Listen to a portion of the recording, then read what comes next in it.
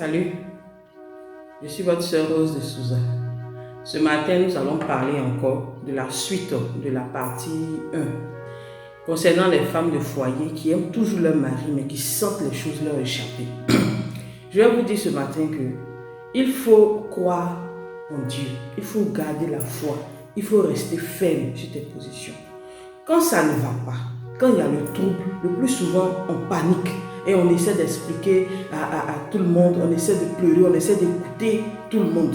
Mais il faut te souvenir que quand les disciples étaient dans la barque avec le Seigneur Jésus, il pleuvait, il y avait la tempête, c'était fort. Mais lui, il dormait, il est resté calme. Pourquoi? Parce qu'il savait qu'il était le maître et qu'il maîtrisait tout. Les disciples ont dit, ah Seigneur, regarde tout ce que c'est, toi tu dors. Qu'est-ce qu'il a répondu? Il dit, homme de peu de foi. Homme de peu de foi. Ma soeur, mon frère, parce que souvent après des foyers, la même garçon, même ça touche. Il faut rester ferme, ayez la foi. Restez calme et ayez la foi. La tempête là, elle vient, mais elle finit par se calmer. Les ouragans se lèvent, ils finissent par se calmer. Donc, restez calme. Celui qui a apaisé la mer, c'est lui qui avait. Le nom de Jésus est puissant. La Bible dit que dans le ciel, sur la terre et sous la terre, il n'y a pas un nom qui est si fort, si grand, si puissant que le nom de Jésus. Donc, le problème que tu vis là aura forcément une fin. Mais en même temps, il faut que toi aussi tu te remettes en cause parce que dans tout ce qui nous arrive, on a nous-mêmes une part de responsabilité. Quand tu regardes le problème que tu as dans ton foyer, quelle est toi ta part de responsabilité?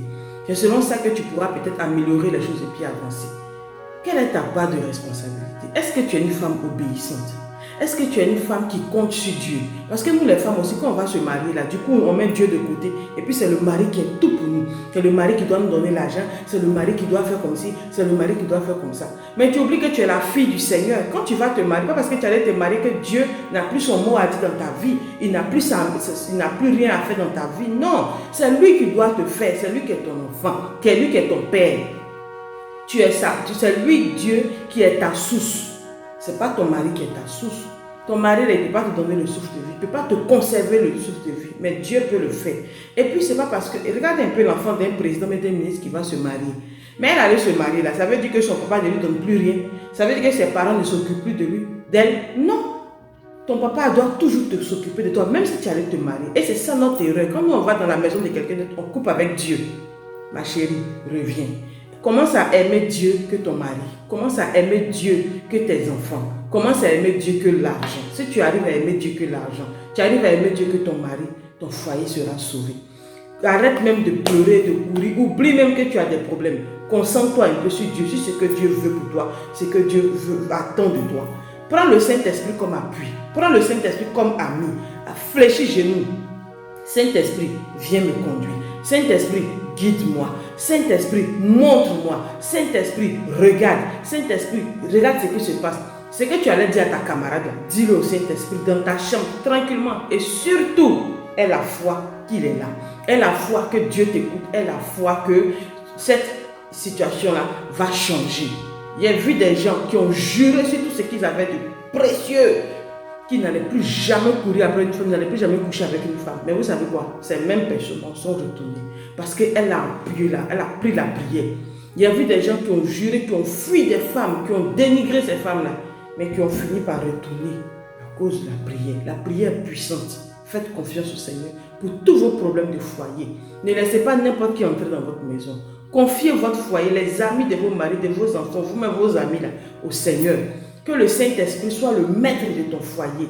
Que le Saint-Esprit domine dans ton foyer. Fais ce que le Saint-Esprit attend de toi avant de faire ce que ton mari attend de toi.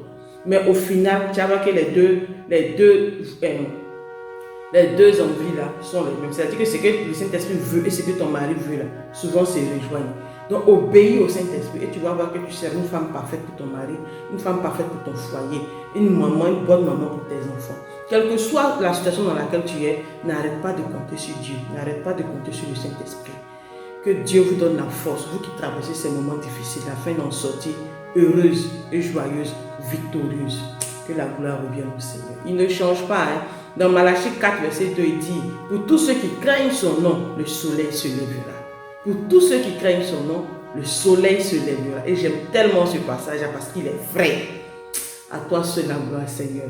N'oubliez pas, il s'appelle l'ancien des jours. Il sait les choses bien avant nous. Il sait la fin avant le commencement. Il est puissant.